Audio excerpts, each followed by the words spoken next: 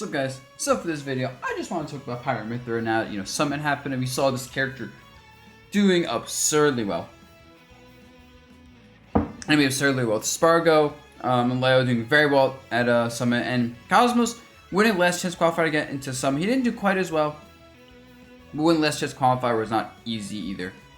So, this character is probably the hot topic. Just how good do I think this character is? So, right back, I know I said my last tier list. Oh yeah, number 4 probably. And then I'm not gonna lie, after I made that, I kind of thought 2 days later, maybe number 3. And now I'm like looking at this character and going, that might be the best. And at Summit, a lot of us top players are thinking, yeah, this character's probably the best in the game actually. Like, now we got to see like what Leo and Spargo do with this character, Cosmos as well. Although I think Leo and Spargo the strongest right now with this character, from what I've seen. It's like this character actually just kind of, honestly, this character's living up to like all the expectations just from the trailer alone. So a lot of us kind of describe like Mythra as not even playing neutral. Like, what is this thing?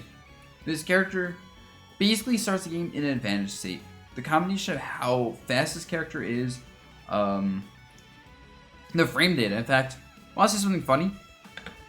So you guys ever try punishing a Greninja down tilt and block and realize you're too slow? Because it's only 22 total frames. So it's technically punishable, it isn't reactable.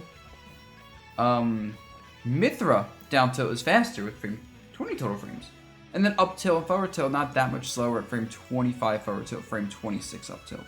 Like total frames. So that's really, really absurd, by the way. Like, that's like unreactable pressure. Like, by the time you try reacting to that, you're probably a little bit too slow. Especially if the Mythra player is mixing it up. So you have like absurd ground buttons, like just straight up the best like grounded buttons in the game probably. And then neutral air is honestly something most characters can't handle. It's technically punishable in block if you block the entire move in like their point blank. Because Mythra is so fast, she can easily just cross you up and like space it in a way we can't punish it. And then still this massive multi-hitting aerial on a fast character that leads to combos. So like, that's hard for a lot of characters to deal with. And that's kind of her entire kit, right? It's just these really fast, big buttons that most characters just can't deal with. Like, she outranges most of the cast, while out frame dating and outspeeding most of the cast. And getting combos off this, which to be fair, aren't that rewarding by themselves, like 20 to like 50 damage combos. But it adds up when she's constantly getting like those hits. Especially because Mythra's advantage state, first of all, you're not landing for as a good Mythra consistently. Like, straight up, Mythra's juggle game with her speed and her up air is, and nair, and just all the buttons, really. Whatever button you're in the direction of, is hard to get around, but especially up air. So she kind of forces you to the ledge. But then, her ledge trapping, well, it's nothing, like, unique. She's just so good at what she does because of these attributes, right? Like, it's very reasonable to expect a good player, especially with, like, Mythra, honestly, to just, like, cover regular getup by shielding and grabbing regular getup, reacting to getup attack by shielding and punishing whatever, and then reacting to roll with the back air. Not too hard, especially for like top players who are used to this. But then because this character's juggle game is so good, so good, you can't really ledge jump to get out of the situation. Also, this character's nair is an amazing ledge trap tool. It's kind of like Palutena nair, where it just covers so much at the ledge as well. So that's like another option. And then you might say, oh, hold ledge. But then down tilt, we saw that frame data down to right. Hits ledge hold, combos in this stuff, including forward smash and up smash, kill percents, or neutral B, sometimes. So that does that, and if you try like reacting to it at the ledge with like a get up attack, you're gonna be too slow. So you have to preempt it, right? So there's a lot of ways this character can ledge trap. I just lifted like a couple. But the point is, there isn't really anywhere safe and disadvantage to go versus this character. But you add that to a character with very good neutral, and it's like, Alright. And then I'm talking about the fact that Pyra is like absurd advantage state. Like, Mythra is great too, but she doesn't like do a lot of damage. But Pyra has surprisingly good frame data. Like, not the best, but she has very good frame data. Hitboxes are massive, and then she's so powerful. She can kill pretty well. She does a lot of damage too, and she has some decent combos.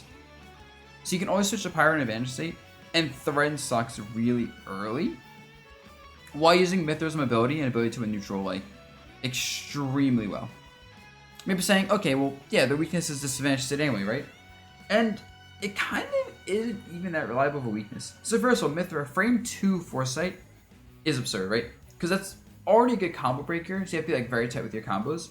But you can't even frame trap that really, because you should go for like standard frame traps like bait out and air dodge. If you do the frame trap too early, Foresight actually comes out, slows you down, and they get the advantage state now. So like standard frame traps don't work in Mythra, which is huge because that's how you actually keep characters in disadvantage in this game a lot, is just frame trapping air dodges and stuff. Pyra not so much. Pyra in disadvantage is just kind of booty.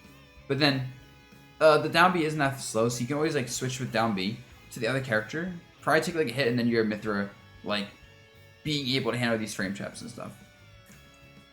But most people think of this character's disadvantage as bad off Sage, which is only partially true, and I mean partially. Because yes, Pyra and Mythra both have explodable recoveries. However, and I actually really like on paper how each what I'm about to say. Each character has very different ways to exploit the recoveries, so you have to like know which character the opponent's using. And there's actually a lot of mind games that goes into the recovery game because they're both exploited in different ways. So Mythra's recovery is has a massive hitbox in the up B, right? So but it doesn't ledge snap. So if you want punishes, you have to wait out the up B hitbox and then go for like a down air or like a 2 frame afterwards. So you gotta do something like after this move, because challenging this right here is very difficult for most characters.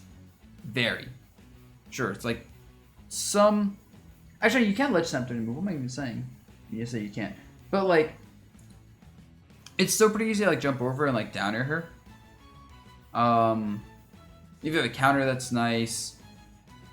But yeah, like this move, like if you're playing, for example, like Mimin, Olimar, trying to like 2 frame this with like a down tilt, it's not gonna work. So maybe saying, okay, I'd wait that out. But then Pyra, in comparison, the thing with Pyra's up B is that she is a massive ledge grab, and the timing where she can like snap to the ledge is a lot more versatile than Mythra, like a lot. Like with Mythra, you kind of know when she's gonna go for up B snap. Oh, it's not talking about side B because that's kind of just like not a good recovery tool, honestly. It's very situational, very punishable. But then Pyra's ledge snap on up B is massive, massive. So if you're trying to like go for like a down air on Mythra's recovery, or like timing a down tilt, it's very reasonable that someone could see you like jump in the air and go for like, oh, switch to Pyra and then up B, and then you can't catch her because the ledge snap's massive. So like, you have to time a 2 frame down air, which isn't that easy on her. Because she can also like, she can down air from up B from really low to grab ledge from the side. She can also up B early, get past the ledge and land a stage with like an up B hitbox. Not even including the fact that you can like air dodge to ledge. So in order to deal with Pyra's up B, you generally want either like a lingering like nair to run off hair with, which remember, these nairs are probably going to lose to Mythra's massive up B.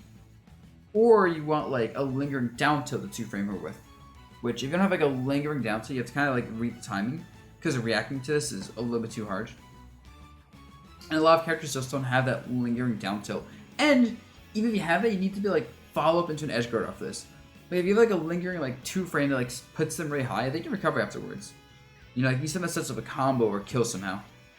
So while this character's recovery is exploitable, because of these attributes and the fact that down B is so quick, down B is legit just, in some circumstances, a better air dodge, and in a lot of circumstances, just a 32 like frame like mix up. It's really hard to consistently edge guard this character. So their main weakness is not a cloud recovery where it's like, you kind of just limited your cloud of Sage, edge guard you, same with Chrom. No. It's a lot more versatile than that. I can't think of a great comparison character-wise right now. But yeah, so that's their main weakness. And it's still like a guessing game. And if he gets wrong, sometimes you get punished. Like, Mythra hits you with the up B and then snaps ledge.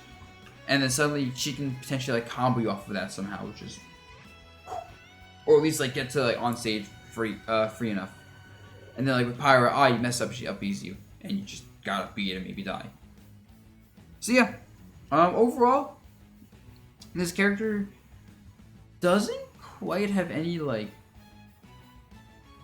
exploitable enough weaknesses, and I think someone was kind of like the beginning of showcasing how good this character is, and I expect this character to only get better over time, as I don't think most characters can handle this. I think Pyra Mythra long term is gonna be able to validate more characters, albeit not as easily as someone like Game Watch, who's like known for just having like unwinnable matchups with like half the cast because of how his kit works. So yeah, hopefully we'll get some changes. I do think, and I think most top players have somewhat agreed. The one that really didn't agree, I think, was Charlie the King. That this character is just nutso. And probably will be dominating, especially with the caliber of players using this character. Because this isn't a character where it's like, you're not going to think you pick this character up, you're going to win. This is, if you're like mediocre in the game, this character does carry a lot. But this type of character where it's like, if your fundies are good, this character has so many strong, easy to use tools that character will just excel in like a lot of the right hands. And yeah, I guess we're gonna see. We got a lot of big events coming up, but don't be shocked if we're really needing some nerfs for the sake of the game soon.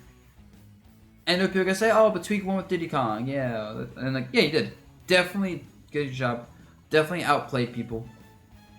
And I think Diddy Kong's also very specifically a very good answer to like sorties. But I don't think many characters do nearly as well as Diddy Kong does in this matchup. Hey, maybe I'll be wrong. Maybe we're just all freaking out because we're just seeing Leo and Spargo and like Cosmos doing well with the character and we don't know what to do yet. But yeah, that's my read. I think this character is living up to like the release hype.